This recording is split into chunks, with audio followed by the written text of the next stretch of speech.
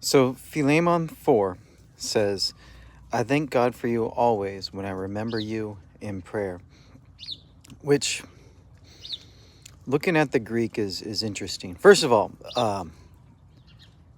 I thank my God. So I thank is Eucharisto, which, if you've been around the church a while, then you might recognize that as Eucharist, which, yeah.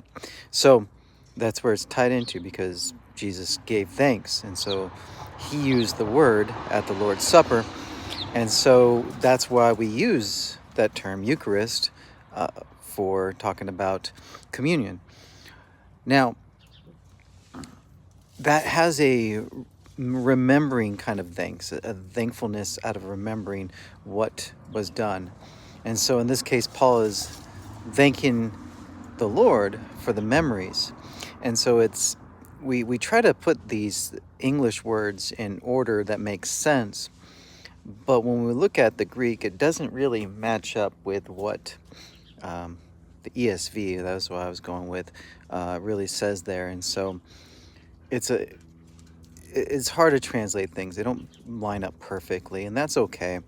So we do the best we can.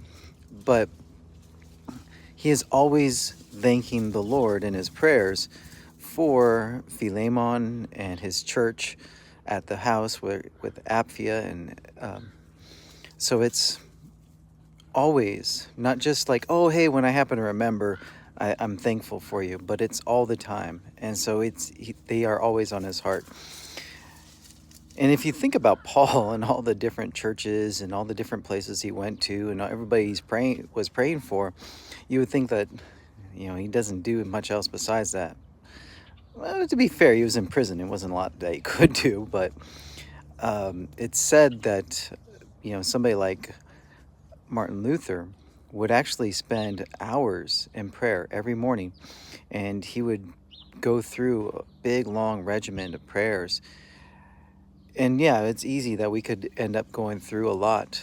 And so it's one of those things where we can lean on the Holy Spirit to help us in this, because we're going to have a hard time. I mean, you can make a list and have a prayer list that you follow, which is great and very good.